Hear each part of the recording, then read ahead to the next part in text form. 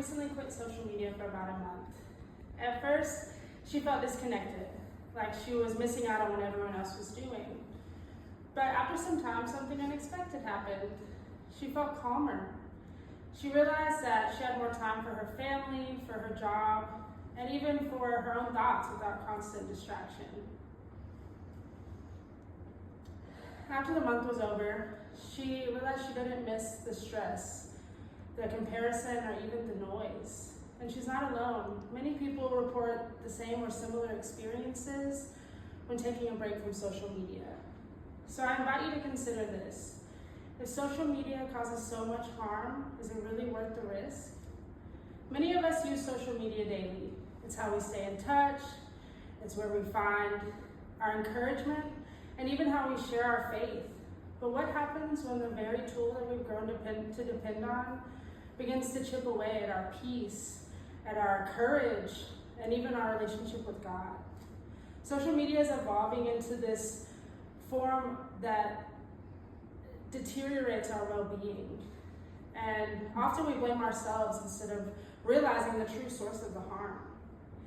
The purpose of this speech is to highlight the gravity of extended social media use, not only on our lives, but on our minds, our hearts, and our spiritual health.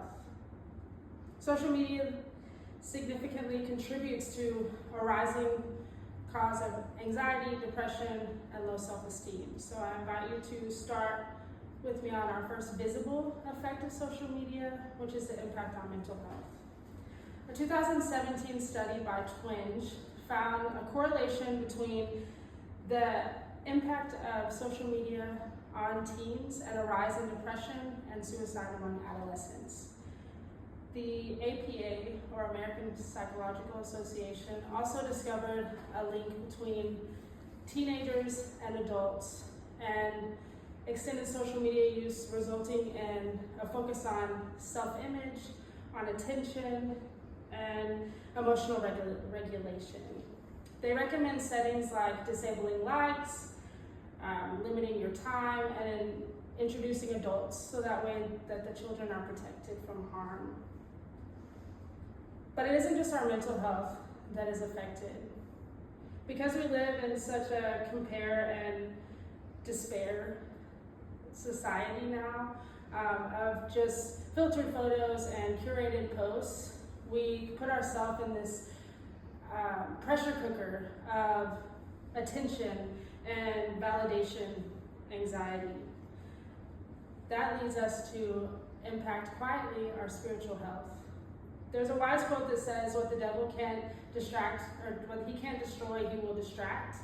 And if we're honest, distraction is one of the main spiritual threats of our day. We spend hours online, and because of that, we don't have the time that we need for prayer, for reflection, or even for being rested in the Lord's presence. Social media provides this mental clutter, this noise that distracts us from hearing the still small voice of God. And it's not even just a time management problem, it's a heart issue.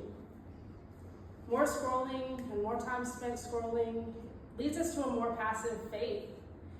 And because of that, we trade an active pursuit of God for a passive display of consistent content, watching and viewing.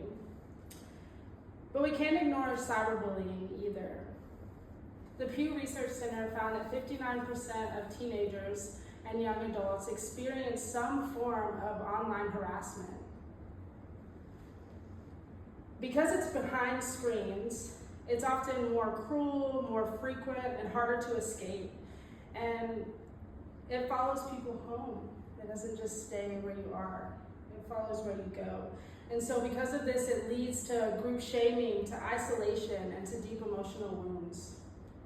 A 2015 study by Ham and colleagues found a direct connection between cyberbullying and depression. It should matter to us because we are future mothers, we are mentors, and we are leaders of young children who are going to be exposed to the internet and have the potential of being affected by social media. Finally, let's discuss the biggest myths surrounding social media: connection. Social media promises intimacy, but instead it delivers isolation. We create these relationships built on likes and comments, and therefore we lack the depth of a face-to-face connection with others. Most people have also said that they felt lonelier scrolling through people's lives than they did being alone in silence. And I think that that has become a very real and big deal. A study by Huang in 2017 discovered that more time on social media equals a decrease in psychological well-being. We feel less life satisfaction, we feel more lonely, and we start to display mild depression. So why should this matter? It's because we're not designed to compare and to just live this life where we're constantly creating content. We're created for a deeper community with one another, and not for this false form of performance that we all hold ourselves to. All of this together shows that social media not only impacts our mental and spiritual health, but it also impacts our connection with one another, and it creates an environment of harm for the younger generations that we care about. Let's quickly recap over what we went over.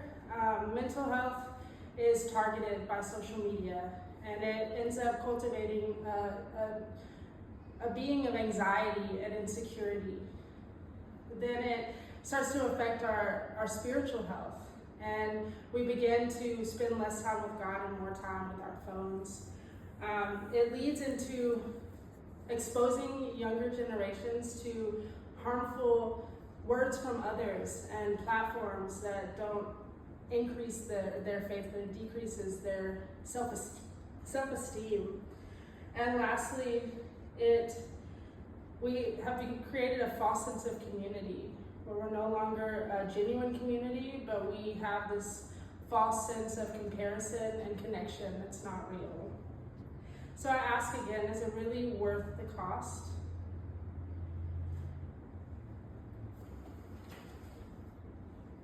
I'm not telling you to delete your social media. I'm not telling you to make these huge changes, but I am asking you to step back, to pause, and to reevaluate. I think it would be smart to set boundaries for the time that you spend and what you dedicate yourself to. Is it going to be God, or is it going to be your phone?